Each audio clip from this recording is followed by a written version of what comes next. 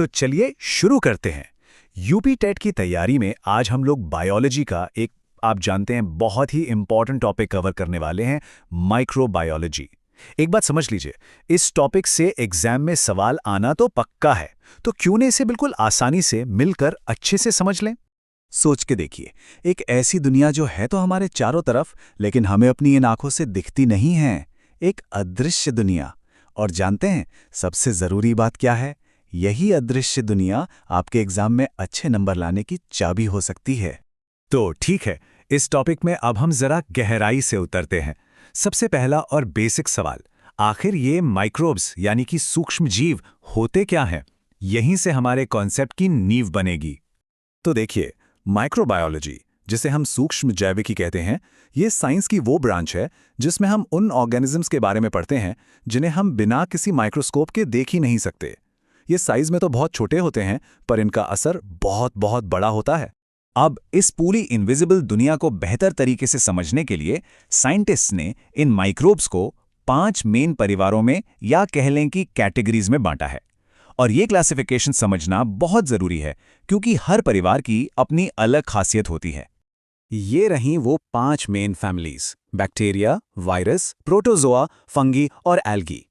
चलिए अब एक एक करके इन सभी से मिलते हैं और इन्हें थोड़ा और डिटेल में समझते हैं। तो सबसे पहले बात करते हैं बैक्टीरिया की, यानी जीवाणु की। ये शायद सबसे कॉमन माइक्रोब्स में से एक हैं। इसका एक बहुत ही जाना पहचाना एग्जाम्पल है लैक्टोबैसिलस। जी हाँ, ये वही बैक्टीरिया है जो हमारे घरों में दूध को दही में बदल देता है। अब आते हैं फैमिली नंबर 2 पे, वायरस यानी विषाणु। और ये वाकई में बहुत इंटरेस्टिंग है। पता है क्यों? क्योंकि साइंटिस्ट्स इन्हें लिविंग और नॉन लिविंग, यानी सजीव और निर्जीव के बीच की एक लिंक, एक कड़ी मानते हैं। जब तक ये किसी जिंदा सेल के बाहर हैं, तब तक तो ये बेजान है, पर जैसे ही इन्हें कोई होस्ट सेल मिलता है, बूम, ये एक्टिव हो जाते हैं। हमारी तीसरी फैमिली है प्रोटोजोआ। स्कूल में अमीबा का नाम और उसका डायग्राम तो हम सब ने बनाया ही है।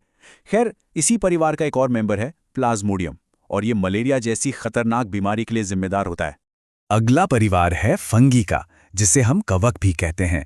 इसके कुछ सदस्य तो हमारे लिए बहुत ही फायदेमंद है, जैसे कि पेनिसिलियम, जिससे दुनिया की पहली एंटीबायोटिक पेनिसिलिन बनी थी।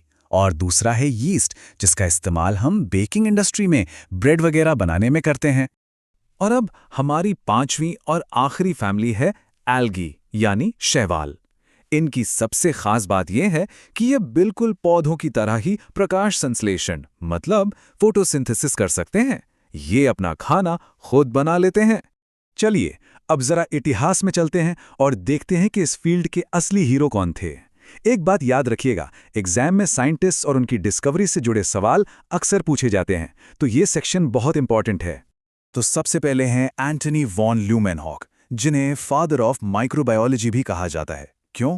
क्योंकि ये वही थे जिन्होंने पहली बार बैक्टीरिया को देखा था। फिर आते हैं लुई पास्चर, जिन्होंने पास्चराइजेशन का तरीका दिया और ये साबित किया कि बीमारियां कीटाणुओं से फैलती हैं। और फिर 1928 में अलेक्जेंडर फ्लेमिंग ने एक तरह से गलती से ही दुनिया की पहली एंटीबायोटिक पेनिसिलिन खोज निकाली। अच्छा, इतनी सारी बीमारियों और कीटाणुओं की बातें सुनकर मन में एक सवाल तो आता ही होगा कि क्या ये सभी माइक्रोब्स हमारे दुश्मन हैं?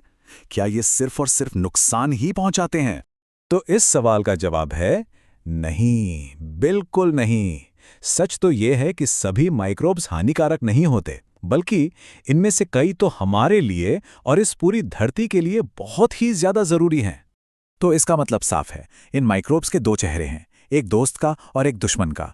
एक तरफ है राइजोबियम जैसे हेल्पफुल बैक्टीरिया जो मिट्टी को उपजाऊ बनाते हैं, वहीं दूसरी तरफ है टीबी, टाइफाइड और हेपेटाइटिस जैसी बीमारियां फैलाने वाले हार्मफुल माइक्रोब्स। और हाँ, एक चीज नोट कर लीजिए, एग्जाम में अक्सर बीमारियों और उनके कारण यानी पैथोजेंस पर सवाल आते ही आते हैं, तो इस हिस्से पर खास ध्यान देना है।